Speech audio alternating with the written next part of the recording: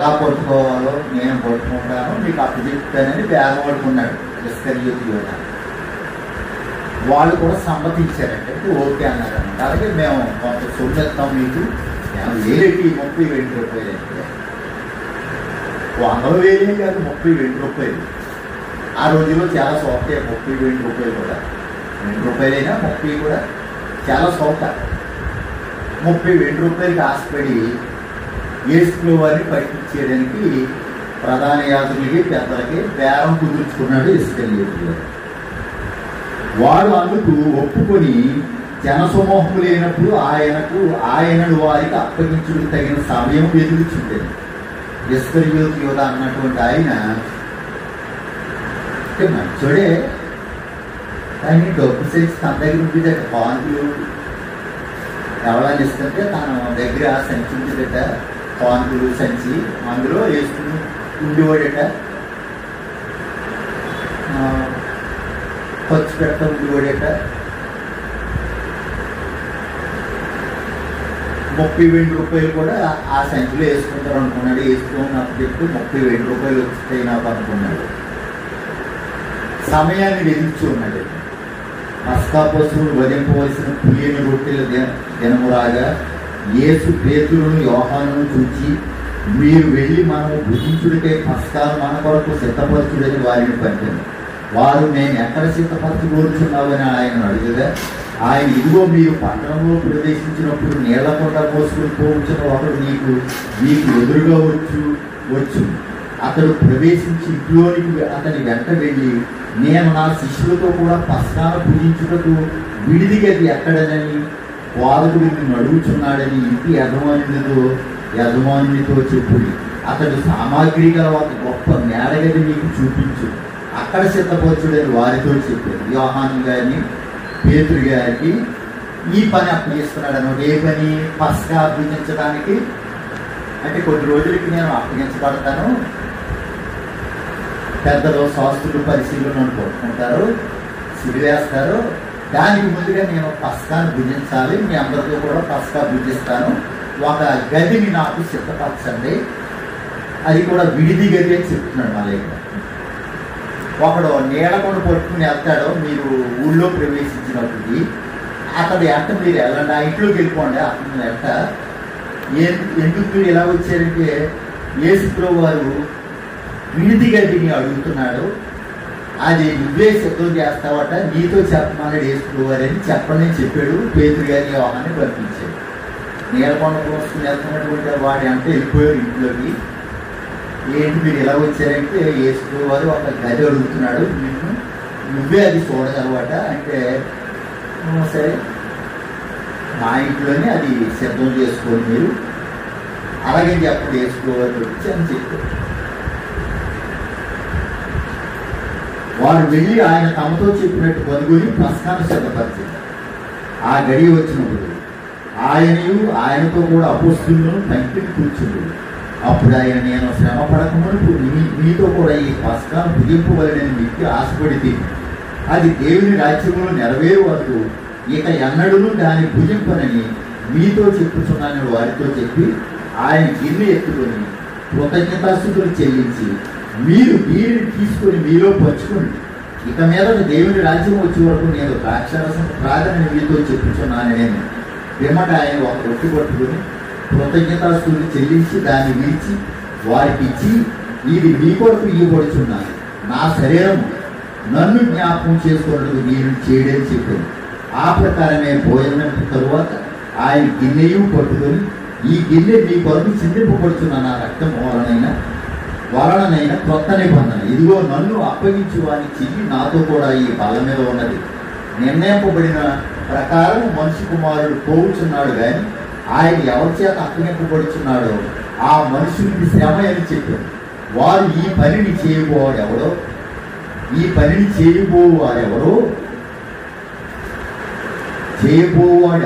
అని తమలో తాము అడుగు కొనసాగిరి.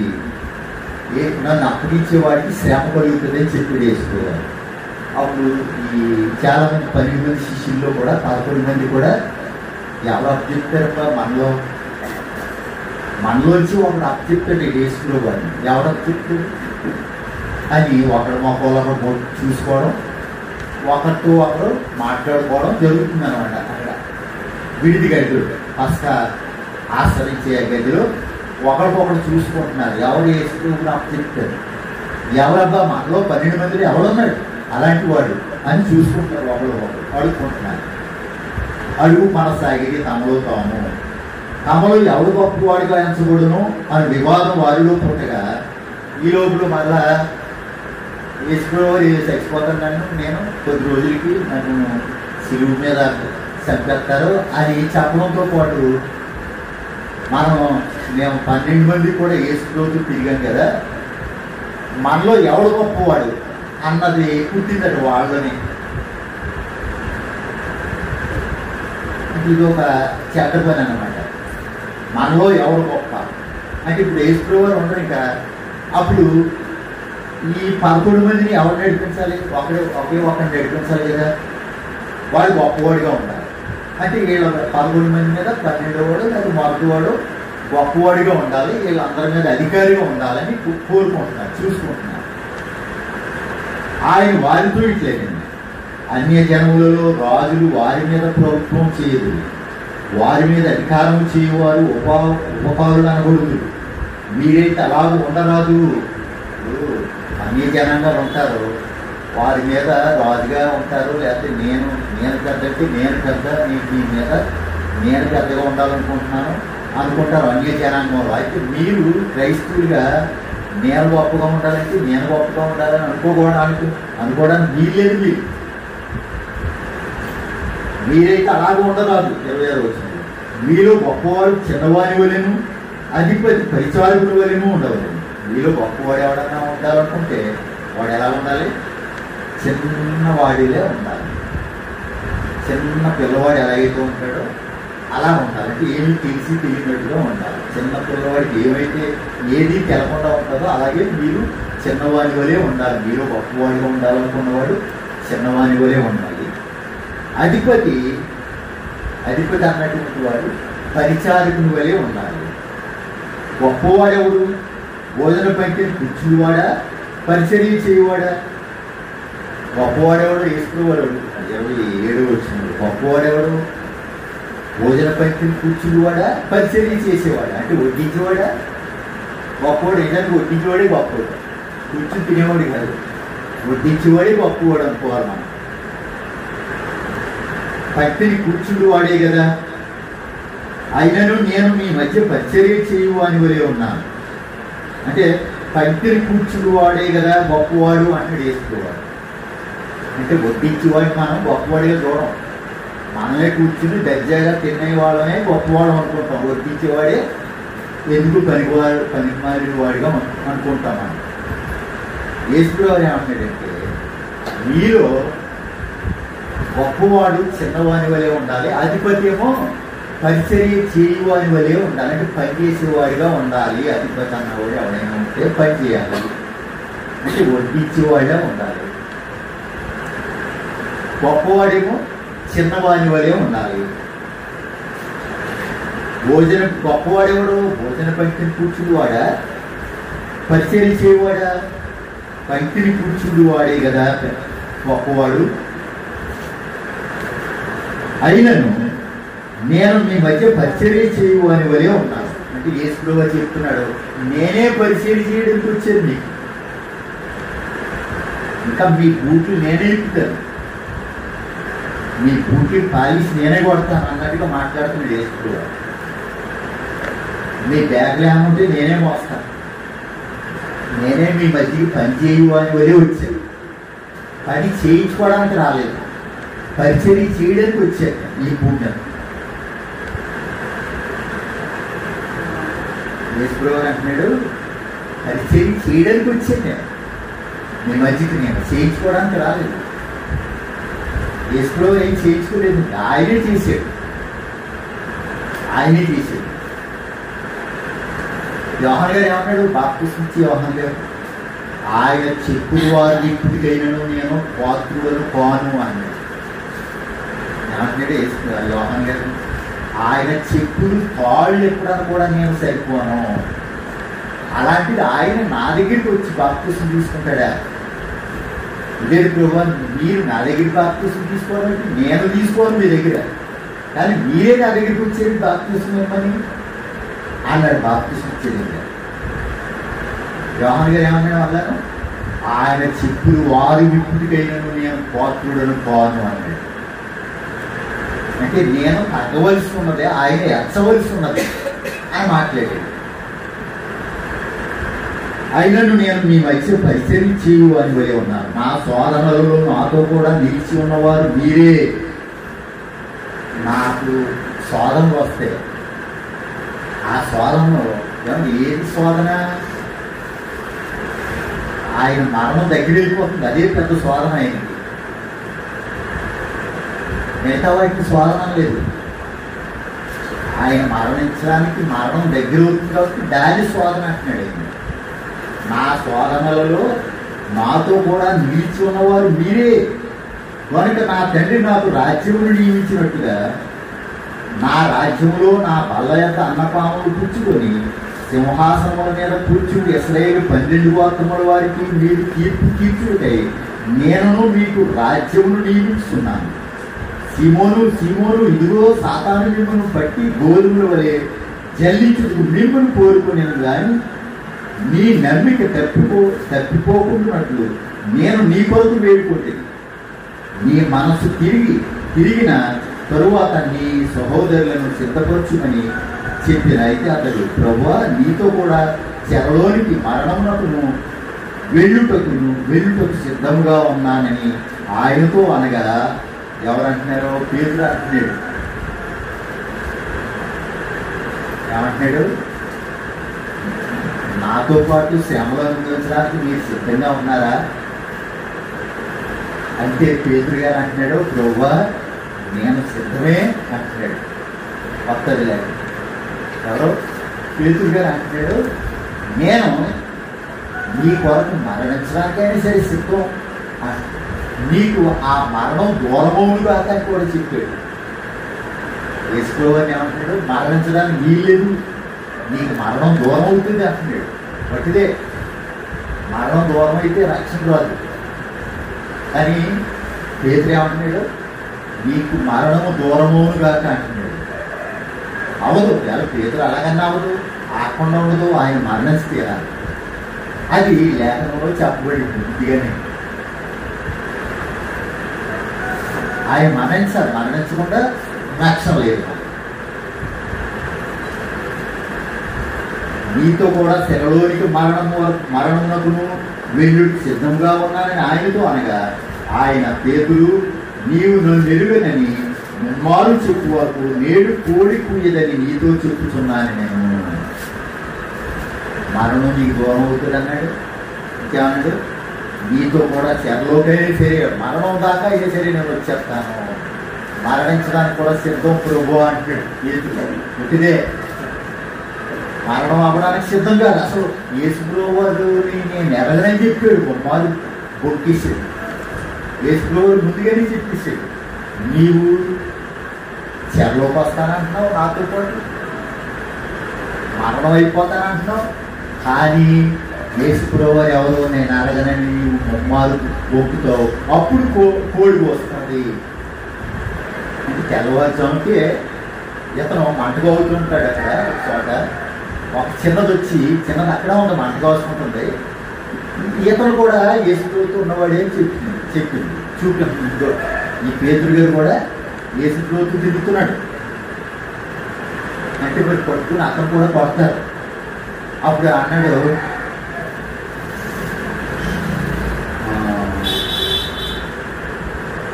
అక్కడ ఒక మంచి మాట మాట్లాడాడు జ్ఞాపకంగా. మత్తయి సువార్తలో మత్తయి సువార్త గారు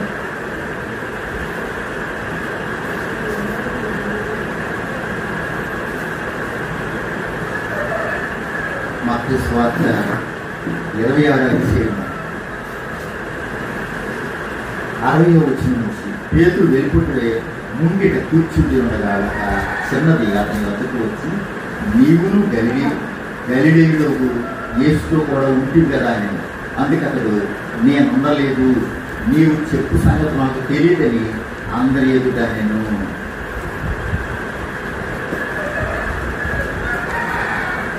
మార్క్స్ వార్త చూడండి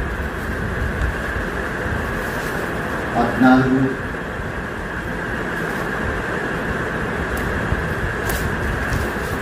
మార్క్స్ వార్త 14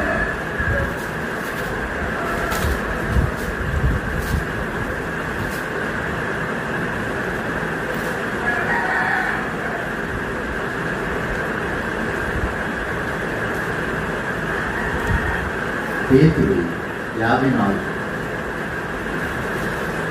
14 పేతురు ప్రధాన యాజకుని ఇంటి ముంగిటి వరకు దూరం నుండి ఆయన వెంటపోయి వంటోట్టులతో కూడా కూర్చుండి మంట యొక్క చలి కాచుకుంటుండెను. ప్రధాన యాజకులను మహాసభ వారందరూ యేసును చంపింపవలెనని ఆయన మీద సాక్ష్యం వెతకిరి కానీ ఏమీ వారికి దొరకలేదు. అనేకులు ఆయన మీద అబద్ధ సాక్ష్యం పలికినను వారి సాక్ష్యములు ఒకదానికి ఒకటి సరిపడలేదు. అప్పుడు కొందరు లేచి, చేతి పని అయిన ఈ దేవాలయంను పడగొట్టి 3 దినములలో చేతి పని కానీ మరి ఒక దేవాలయంను నేను కట్టుదునని వీడు చెప్పుచుండగా వింటిమని ఆయన మీద అబద్ధ సాక్ష్యం చెప్పి కానీ అలాగైనను వీరి సాక్ష్యమును సరిపడలేదు.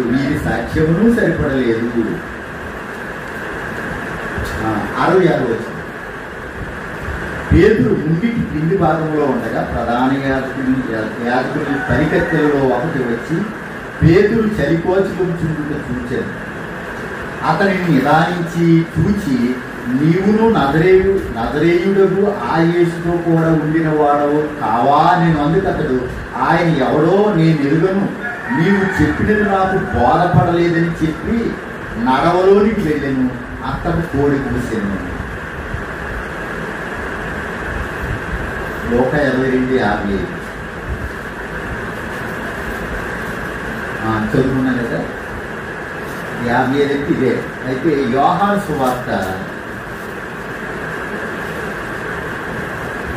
18:20.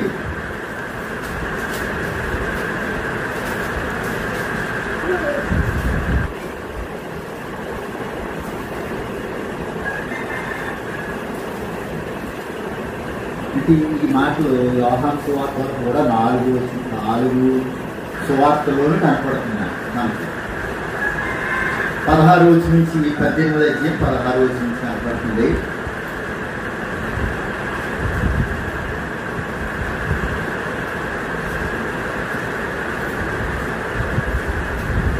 అలాగే 25 కూడా కనపడుతుంది. 16 నుండి యోహాను సువార్త 18-25 కూడా కనపడుతుంది.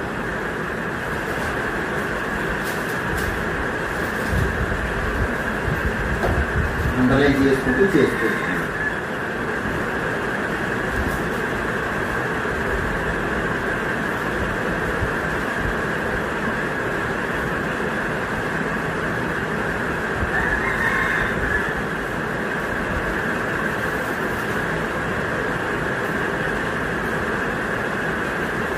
లోక సువార్త 22 వచ్చేస్తే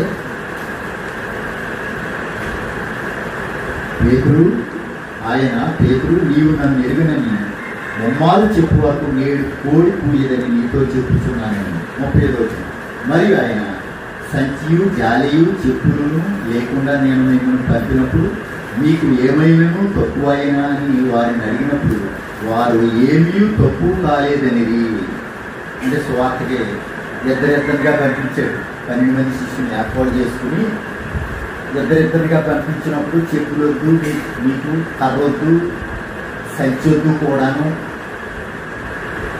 పట్టుకున్న బట్టలతోటి మీరు వెళ్ళిపోండి, మీరేం మాట్లాడాలో మీకు అక్కడ తెలియజేయబడుతుంది. మీరు కాదు మాట్లాడేది, పరిశుద్ధాత్ముడే మీరు మాట్లాడతాడు. మీకు అన్నం కావాలితే ఎవరు పెడతారు, దాహం వేస్తే దాహం కూడా తీర్చేది వాళ్ళే మీరేం కూడా పట్టుకెళ్ళని వీలేదు, డబ్బులు కానీ సంచి కానీ కర్ర కానీ జోళ్ళు కానీ తొడుక్కుని, జోడు కూడా ఆఖరికి జోడు కూడా తొడుక్కోకుండా వెళ్ళమన్నాడు యేసుప్రభువు. అప్పుడు ఆ సంగతి ఇక్కడ అడుగుతున్నాడు అనమాట. మిమ్మల్ని నేను సువార్త ప్రకటించడానికి పంపించాను కదా, ఏది కూడా పట్టుకెళ్ళకూడదు అని చెప్పినప్పుడు మీరు వెళ్ళారు కదా, ఆయా గ్రామాలు తిరిగారు కదా, పట్టణాలు తిరిగారు కదా, అప్పుడు మీకేమైనా తక్కువ అయ్యిందా? భోజనం కానీ, దాహం తీర్చుకోవడానికి మంచినీళ్ళు కానీ ఏమన్నా తక్కువ అయ్యాయా? ఆరోగ్యం కానీ ఏమన్నా క్షీణించిందా? ఆరోగ్యంగా ఉన్నారా లేకపోతే అనారోగ్యం పాలయ్యారా నేను పంపినప్పుడు? అంటే వాళ్ళు మాట్లాడుతున్నారు, మీకేమైనా తక్కువ అయ్యానని వారిని అడిగినప్పుడు వారు ఏమీ తక్కువ కాలేదనేది. అందుకని ఇప్పుడైతే సంచి గలవాడు సంచియు జాలియు తీసుకొని పోవలేము, కత్తి లేనివాడు తన బట్టనన్ని కత్తి కొనుక్కొనవలేము. ఇప్పుడు ఏం చేస్తారంటే, అంటే కేసులో లేడు అంటే మేము ఉండను, ఉన్నప్పుడైతే వెళ్ళమన్నాను. జోళ్ళు లేకుండా, సంచి లేకుండా, డబ్బులు లేకుండా, బంగారం లేకుండా, వెండి లేకుండా, కర్ర లేకుండా పంపించాను. ఏం తక్కువ లేదు మీకు. అయితే ఇప్పుడు మీరేం చేస్తారంటే సంచి తీసుకెళ్ళండి, డబ్బులు తీసుకెళ్ళాలి కూడాను.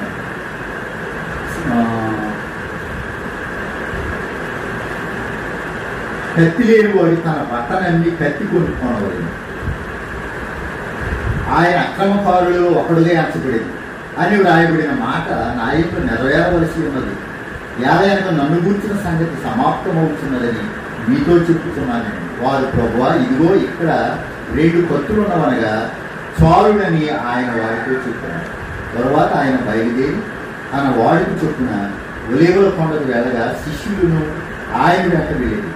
ఆ చోటు చేరి ఆయన వారితో మీరు శోధనలో ప్రవేశించకుండానట్లు ప్రార్థన చేయడని చెప్పి వారి వద్ద నుండి రాతివేత దూరము వెళ్ళి మోకాళ్ళుని తండ్రి అంటే అప్పగించే గడి వచ్చింది, శిష్యులు వదిలిపెట్టి రాతివేత దూరం అంటే మనం ఒక బలవంతుడు ఒక రాయి తీసుకుని ఎంత దూరం అయితే విసరగలుగుతాడో అంత దూరం అన్నమాట. అంత దూరం వెళ్ళి అంటే రాయి ఎక్కడ పడుతుందో అంత దూరం వెళ్ళి యేసుప్రభువు వారు మోకాళ్ళుని ప్రార్థన చేస్తున్నాడు. మోకాళ్ళుని తండ్రి ఈ గిన్నె నా యొద్ద నుండి తొలగించుటకు నీ చిత్తమైతే తొలగించు, అయినను నా ఇష్టం కాదు నీ చిత్తమే సిద్ధించుగాక అని ప్రార్థించాను. అప్పుడు శిష్యులు 12 మందిని విడిచిపెట్టి ఈయన కొండ ప్రాంతానికి వెళ్ళిపోయి దూరంగా ప్రార్థన చేయడం మొదలుపెట్టేది. అప్పుడు పరలోకముడు ఒక దూత ఆయనకు కనపడి ఆయనను బలపరిచాను. పరలోకం నుంచి ఒక దూత వచ్చిందట, ఆయన బలపరిచిందట. అంటే ఏం తినకపోయినా సరే ఆ దూత కనపడ్డది, ఆయన బలపరిచింది. అంటే ఆహారం ఏంటి అట్లేదు, ఆ దూత కనపడగానే ఆయన బలం వచ్చింది. అంటే తండ్రి పంపించాడు ఆ దూత. ఆయన వేదన పడి మరింత ఆతురముగా ప్రార్థన చేయగా ఆయన చెమట నేల పడుచున్న గొప్ప రక్త బిందువుల వలె ఆయన చెమట రక్తంలా మారి నేల మీద పడింది. ఆయన ప్రార్థన చాలించి లేచి తన శిష్యుల యొద్దకు వచ్చి వారు దుఃఖం చేత నిద్రించుడు చూచి మీరు ఎందుకు నిద్రించున్నారు, శోధనలో ప్రవేశింపకున్నట్లు లేచి ప్రార్థన చేయడని వారితో చెప్పారు. నిద్రపోతున్నారు శిష్యులు, అలసిపోతారు కదా. యేసుప్రభువు గారు అంత బలవంతులు మనం అయితే ఆ రోజుల్లో కూడా వారు కూడా బలహీనులు అయిపోయారు, నిద్రపోతున్నారు కదా.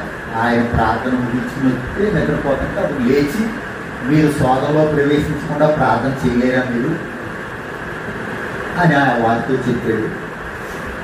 ఆయన ఇంకను మాటలాడుచుండగా 47 వచ్చింది. ఇదిగో జనులు గుంపుగా వచ్చేది. 12 మందిలో యోధ అనబడిన వాడు వారికంటే ముందుగా నడిచి యేసును గుర్తు పెట్టుకున్నట్టు ఆయన వద్దకు రాగా యేసు యోధ నీవు గుర్తు పెట్టుకొని మనిషి కుమారుని అప్పగించుచున్నావా అని వారితో అనగా ఆయన చుట్టూ ఉన్నవారు జరుగబోవు దానిని చూసి ప్రభువా కత్తితో నరుకుదుమా అని ఆయన అడిగిరి. 2 కత్తులు ఉన్నాయన్నారు కదా, అంటే కత్తి లేనివాడు తన బట్టనని కత్తి కొనుక్కోవాలన్నాడు.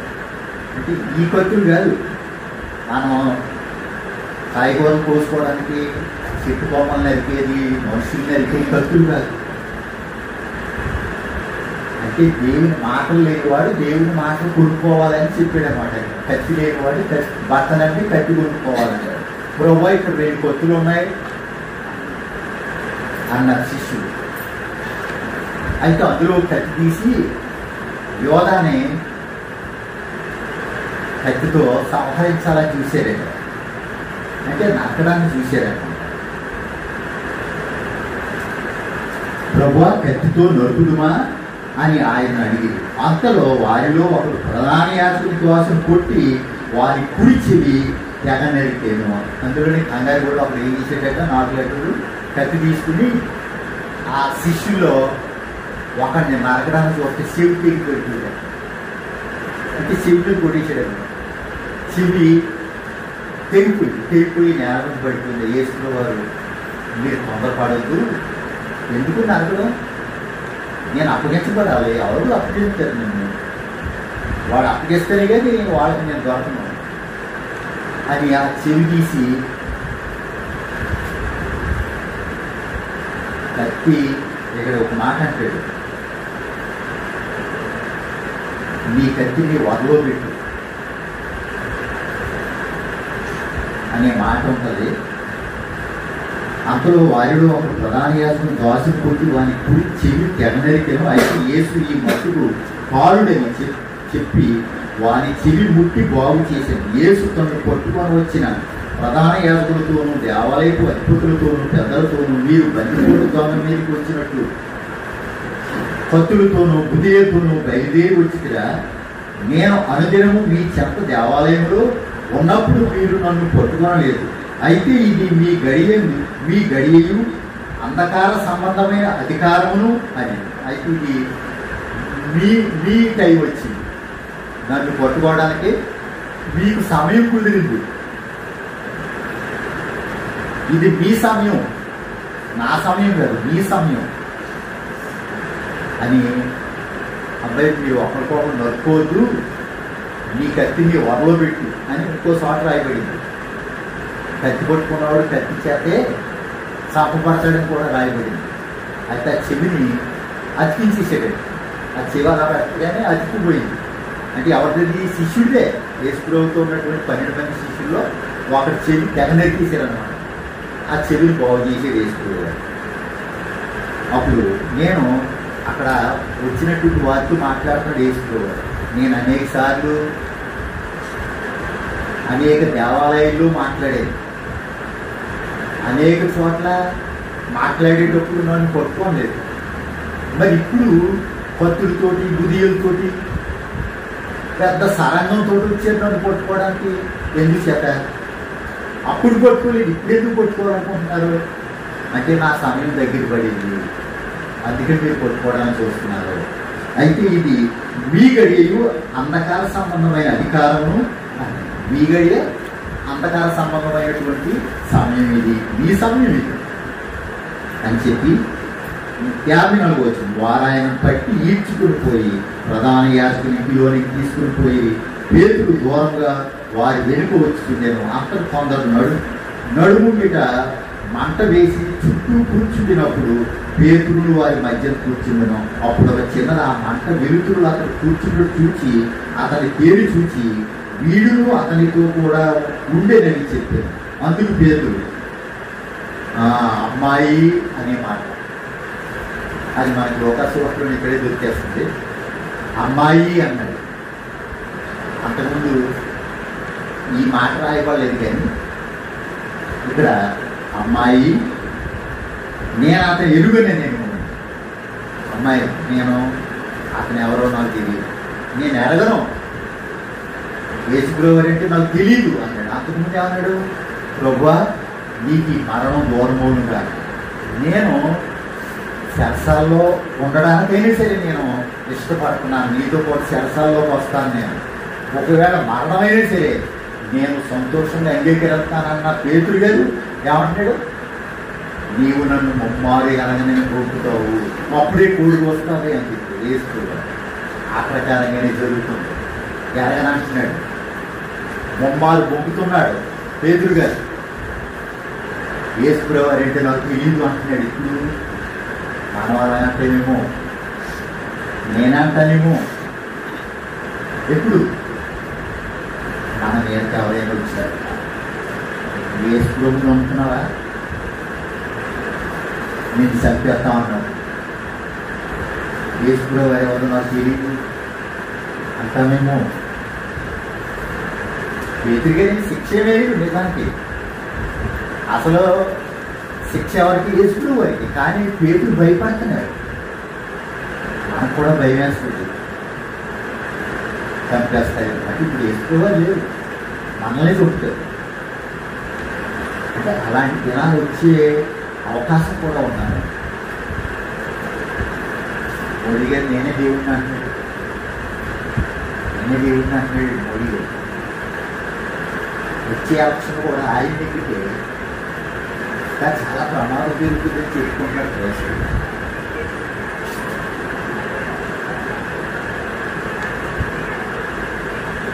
అలాగే చైనాలో కూడా జింగ్పింగ్ అన్నటువంటి వాళ్ళు కూడా నేనే దేవుడిని అని చెప్పుకున్నాడు. అప్పుడే కరోనా బయలు చైనాలో కదా కరోనా వచ్చింది. అప్పుడు మనకి నడగూరు థామస్ గారు టీవీలో మనకి తెర మీద చూపించే ప్రశ్న అనమాట. అప్పటి నుంచి మొదలైంది ఏది? Corona virus. వాడు నేనే దేవుడిని, నన్నే పూజించింది అని చెప్పుకుంటుంటారు. ఇప్పుడు ఉన్నాడు. అంటే యేసుప్రభువుతో తిరిగినటువంటి పేతురు గారే ఏమంటాడు? యేసుప్రభు వారిని నేను ఎరగను, అమ్మాయి నేను ఎరగను, ఆయన ఎవరో నాకు తెలియదు అని చెప్తున్నాడు. మరికొంతసేపటికి మరి ఒక అతన్ని చూచి, ఒక చిన్నదన్నది, మళ్ళీ కొంతసేపు అయిన తర్వాత మళ్ళీ ఇంకొకటి వచ్చి, పురుషుడు ఇతను కూడా యేసుప్రభువుతో తిరిగిన వాడే అని చెప్తున్నాడు. ఇక్కడ మరికొంతసేపటికి మరి ఒక అతన్ని చూసి, నీవులు వారిలో ఒకటి అనగా పేతురు పోయి, నేను కాని నేను. ఇంచుమించు ఒక గడి అయిన తరువాత మరి ఒకడు, చూడండి 3 సార్లు ముగ్గురు, ఒక ఆడపిల్ల, ఒక ఆడమనిషి, 2 మగవారు, పురుషుడు, బొమ్మారన్నమాట. అంటే ఒకసారి జరిగింది ఇది, కానీ 4 సువార్తల్లో రాయబడింది అన్నమాట. బొమ్మారు బొంపుతున్నాడు. ఒక చిన్నదన్నది, ఇతను కూడా యేసుప్రభువుతో తిరుగుతున్నట్టు తిరిగి వాడే ఇతను మాట్లాడుతున్నాడు. ఇంటి అమ్మాయి అతను నేను ఎరగను. కొంతసేపుకి ఒకడు, ఇదిగో ఇతను కూడా యేసుప్రభువుతో ఉన్నవాడే, తిరిగి వాడే అంటే పోయి, నేను కాను నేను. ఇంచుమించు ఒక గడి అయిన తర్వాత మరి ఒకడు నిజముగా వీడు అతడితో కూడా ఉండేను, వీడు గలిలయుడని దృఢముగా చెప్పాను. అందుకు పేతురు, పోయి నీవు చెప్పినది నాకు తెలియదనెను. ఏమో నువ్వేం చెప్తున్నావు, నాకు ఏం తెలియకుండా ఉన్నావు, నువ్వేం మాట్లాడుతున్నావు? యేసుప్రభువుతో తిరిగివాడినా నేను, లేకపోతే నాతో యేసుప్రభువు తిరిగాడా? ఏం చెప్తున్నావు, ఏం మాట్లాడుతున్నావు అన్నట్టుగా మాట్లాడుతున్నావు. అంటే బొమ్మారు పోయి నీవు చెప్పినది నాకు తెలియదేనను. అతని ఇక్కడో మాట్లాడుతుండగా వెంటనే కోడి చూశాను. అప్పుడు ప్రభు తిరిగి పేతురు వైపు చూశాను. కనుక పేతురు, నేడు కోడి కూయిక మునుపు నీవు బొమ్మారు నన్ను నందువని ప్రభువు తనతో చెప్పిన మాట జ్ఞాపకం చేసుకొని వెలుపలికి పోయి సంతాపపడి ఏడ్చాను. యేసుప్రభువు వారు చెప్పిన మాట జ్ఞాపకం వచ్చిందంటే 3 సార్లు గొప్పిన తర్వాత యేసుప్రభువు వారు నాతో చెప్పాడు, నీవు నన్ను ఎరుగనని బొమ్మారు చెప్తావు. అప్పుడే కోడి కోస్తుంది, అప్పుడు వరకు కోడి కూయదు. అంటే కోడి మీదైతే కోడి కోస్తుంది. కోడి కూసే టైం ముందు పేతురు గారి బొమ్మారు బొప్పించాడు అనమాట. యేసుప్రభువు వారు నాకు తెలియదు, నేను అతనితో తిరగలేదు, ఎప్పుడు యేసుప్రభువు వారు అంటే నాకు తెలీదు, ఆయన అడ్రస్ నాకు తెలియదు, నాకు యేసుప్రభువు వారు లేడు, యేసుప్రభువుతో నేను లేదు అని బొమ్మారు బొక్కేసాడు. తెల్లవారుజాము అయిపోయింది, కోడి కూసే టైం అనమాట. కొక్కురు కోడి కూసాడు. అంటే బొమ్మారు బొక్కేసాడు. అప్పట్లో